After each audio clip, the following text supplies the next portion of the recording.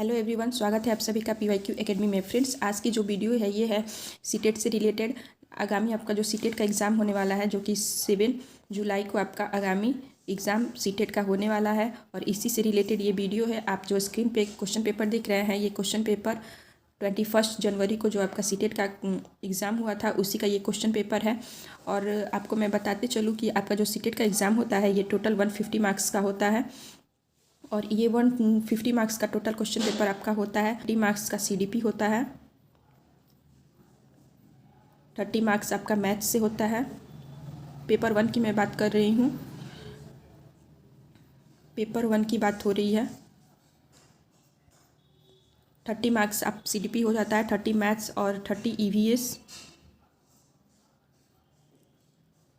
30 हिंदी होता है एंड 30 आपका इंग्लिश से, जिसमें आपका 15 मार्क्स का कंप्रीहेंशन भी होता है। 15 मार्क्स का हिंदी और इंग्लिश में 15 मार्क्स का कंप्रीहेंशन भी होता है। इनसे क्वेश्चन आते हैं, और 15 मार्क्स का आपका टीचिंग एप्टीट्यूड से क्वेश्चन होते हैं। तो टोटल ये हो गया आपका पेपर 1 का। ये मैंने अभी बताया कि टोटल पेपर 1 में भी 150 मार्क्स के में किस तरह से आपके क्वेश्चन डिवाइडेड होते हैं, CDP, मैथ्स, EVS, इन सभी में। अब बात कर लेते हैं पेपर 2 की। आपको पता होगा कि सीटेट पेपर 2 पार्ट में होता है, पेपर 1 और पेपर 1 जो है वो प्राइमरी लेवल के स्टूडेंट दे सकते हैं, और पेपर 2 जो है इसमें होता है, ये भी टोटल 150 मार्क्स का होता है। और इस 150 मार्क्स में आपका 30 मार्क्स का CDP होता है, और 60 मार्क्स जो है वो आपका सब्जेक्ट से होता है, यानी कि जो स्टूडेंट मैथ्स और साइंस से हैं उनका 60 मार्क्स से का पेपर होगा, या जो सोशल साइंस जिनका सब्जेक्ट है उनका भी 60 मार्क्स का आपका सब्जेक्ट से होता है, सोशल से, या जिनका मैथ और साइंस है उनका भी 60 मार्क्स का आपका सब्जेक्ट से पेपर होता है। और 30 मार्क्स CDP, ये दोनों मिलके 90 मार्क्स हो गए। और आपका 30 मार्क्स हिंदी होता है एंड 30 मार्क्स इंग्लिश। ये टोटल मिलके आपके कितने हो गए? 150। तो टोटल आपका सेकेंड पेपर भी 150 मार्क्स का होता है, और क्वालिफाइंग करने के लिए आपको 90 मार्क्स कंपलसरी होता है। आपको क्वालिफाई करने के लिए ये पेपर सीटेट फर्स्ट पेपर या सेकंड पेपर आपको 90 मार्क्स लाना होता है। जनरल की बात मैं कर रही हूँ। तो फ्रेंड्स, ये जो क्वेश्चन पेपर है ये पेपर 2 है, जो आपका पेपर 2 का एग्ज़ाम हुआ था। आज पेपर 2 की बात करेंगे हम, पेपर 2। और आज पेपर 2 के क्वेश्चन पेपर को हम सॉल्व करेंगे, प्रीवियस ईयर क्वेश्चन पेपर। और आप देख सकते हैं ये सेट O है, और आज जो वीडियो में हम जिस पोर्शन को सॉल्व करेंगे वो है CDP के हम टोटल 30 मार्क्स के क्वेश्चन को हम सॉल्व करेंगे। आप वीडियो को अच्छे से देखिएगा, ध्यान से देखिएगा, और क्वेश्चन को सॉल्व कीजिएगा, और लास्ट में कमेंट करके ज़रूर बताइएगा कि 30 में से आपने कितने मार्क्स गेन किए, और आपको और कितनी मेहनत करनी है सीटेट में आगे CDP में और भी मार्क्स, अच्छे मार्क्स लाने के लिए। तो देर नहीं करते हैं और वीडियो को स्टार्ट करते हैं। सीटेट में आपने बहुत बार सुना ही होगा या पढ़ा होगा कि जो प्रीवियस ईयर क्वेश्चन पेपर होते हैं उनसे हूबहू सेम क्वेश्चन ही लड़ जाते हैं या आ जाते हैं। तो आपको प्रीवियस ईयर जो क्वेश्चन पेपर है उनको अच्छे से पढ़ना है, और आपको टेस्ट लगाते रहना है प्रीवियस ईयर क्वेश्चन पेपर के, एंड एक्सप्लेनेशन जो है वो उन्हें बहुत अच्छे से पढ़ना है। आपको टॉपिक वाइज सारे एक्सप्लेनेशन आपको पढ़ लेने हैं, उससे बाहर, प्रीवियस ईयर से बाहर कुछ आता ही नहीं है। तो वीडियो को स्टार्ट करते हैं। देख सकते हैं यहाँ की पार्ट 1 दे रखा है, और इस पार्ट 1 में चाइल्ड डेवलपमेंट एंड पेडालॉजी यानी कि बाल विकास और शिक्षा शास्त्र से आपके टोटल 30 मार्क्स के क्वेश्चन होते हैं। और इस 30 मार्क्स से हम पेपर को स्टार्ट करते हैं। ये 21 जनवरी को जो आपका पेपर हुआ था वही है, और इसका फर्स्ट क्वेश्चन है अपठन वैकल्य डिसलेक्सिया एक ब्लैंक स्थिति है जो शिक्षार्थी की ब्लैंक की क्षमता को प्रभावित करती है। तो इसका राइट आंसर हो जाएगा ऑप्शन 4, यानी कि डिसलेक्सिया जो है वो तंत्रिकीय या न्यूरोलॉजिकल स्थिति है जो शिक्षार्थी की ध्वनियों को प्रतीकों चिन्हों के साथ जोड़ने की क्षमता को प्रभावित करती है।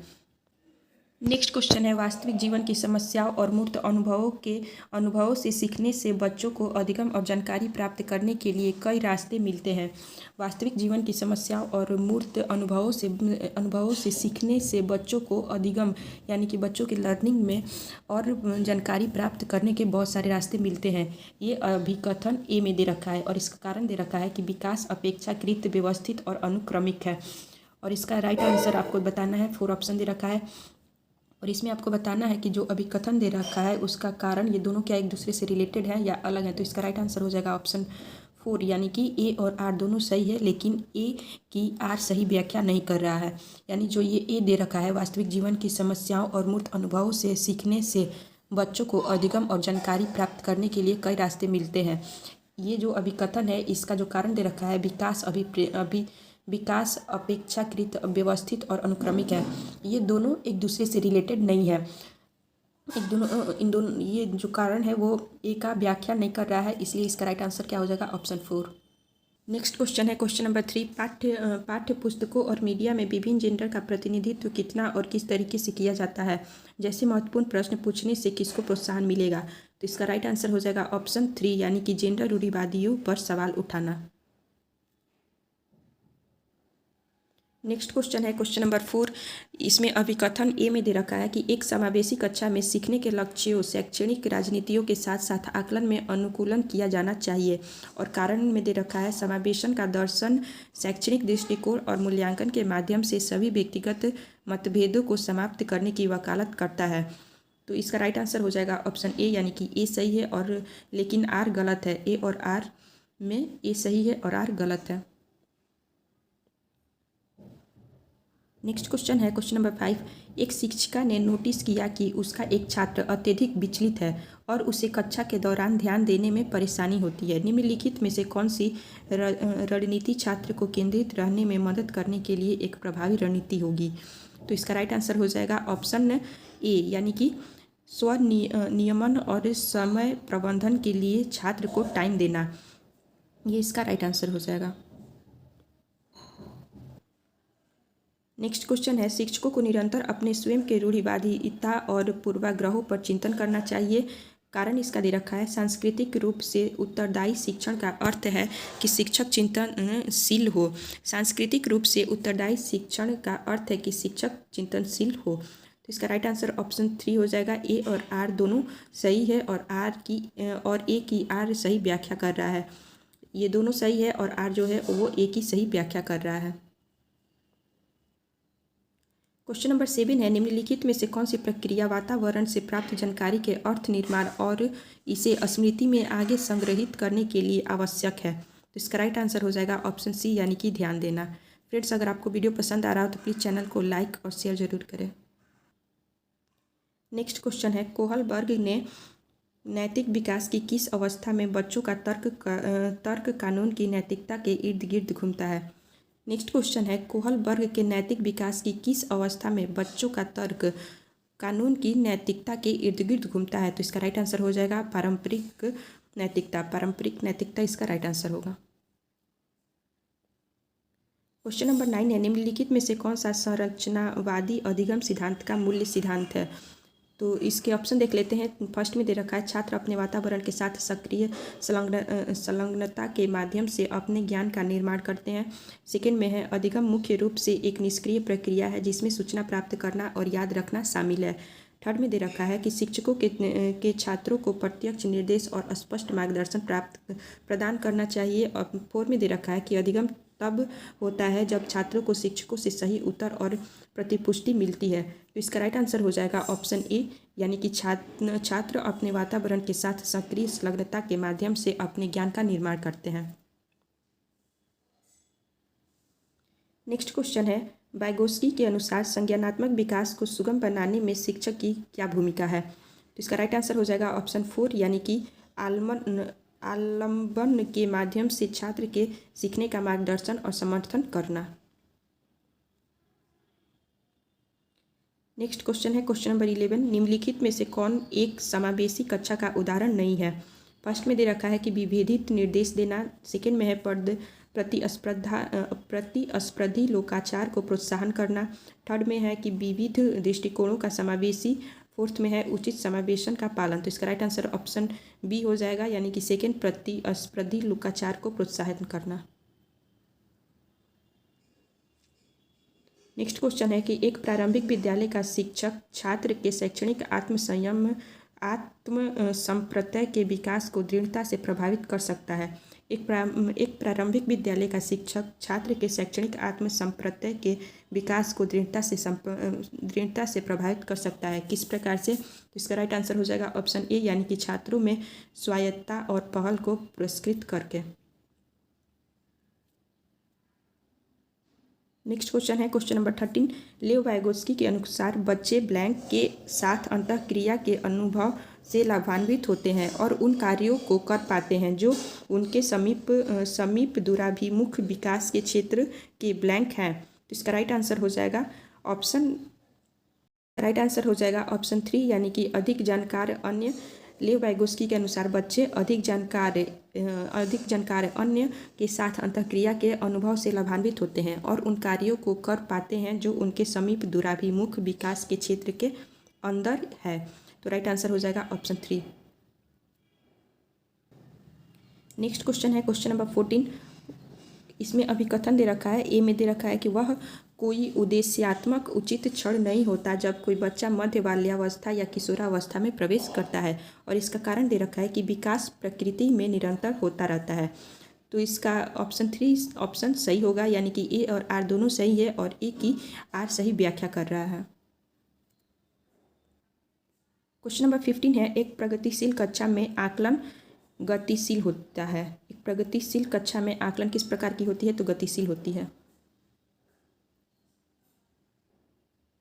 क्वेश्चन नंबर 16 है, शिक्षार्थियों के बीच व्यक्तिगत विभिन्नताओं को संबोधित करने के लिए एक शिक्षक को क्या करना चाहिए? विभिन्नताओं को मानव विविधता की प्रत्यक्ष विशेषता के रूप में मानना चाहिए या सभी शिक्षार्थियों के लिए एक अन्वय और समान पाठ्यक्रम लागू करना चाहिए? थर्ड में दे रखा है, मतभेदों को सामान्य और एक प्रकार की कमी के रूप में स्वीकार करना चाहिए। फोर्थ है, व्यक्तिगत विभिन्नताओं को नज़रअंदाज करना चाहिए। तो इसका राइट ऑप्शन हो जाएगा ऑप्शन ए, यानी कि विभिन्नताओं को मानव विविधता की प्रत्यक्ष विशेषता के रूप में मानना चाहिए। नेक्स्ट क्वेश्चन है क्वेश्चन नंबर 17। आलोक निम्नलिखित व्यवहार दिखाता है। पढ़ते समय सिर को अजीब स्थिति में पकड़ना, आँख को बार बार मूंदना और रगड़ना, आँखों की लाली सूजन, अक्षर पहचान में भ्रमित होना, यह किसके संभावित लक्षण हो सकते हैं? ये किस प्रकार के लक्षण है ये आपसे पूछ रहा है। तो ये सभी लक्षण जो है वो दृष्टि संबंधित समस्याओं के लक्षण है। तो इस प्रकार आपका थर्ड आंसर जो है वो सही हो जाएगा। क्वेश्चन नंबर 18 है, निम्नलिखित में से कौन सा एक महारत लक्ष्य अभिविन्यास का वर्णन करता है? तो इसका ए में दे रखा है ऑप्शन फर्स्ट, बाहरी पुरस्कार प्रदान करने के लिए उच्च ग्रेड प्राप्त करने पर ध्यान देना। नहीं, ये गलत है। सेकंड दे रखा है कि अपमान के डर से असफलता या सजा से बचने पर ध्यान देना। ये भी गलत है। थर्ड में दे रखा है कि दूसरों के साथ प्रतिस्पर्धा करने के लिए एक निश्चित स्तर के प्रदर्शन को प्राप्त करने पर ध्यान देना। ये भी गलत है। फोर्थ दे रखा है किसी कार्य के लिए अपनी कौशल और समझ को सुधारने पर ध्यान देना। ये राइट है। तो आपका राइट आंसर हो जाएगा ऑप्शन 4।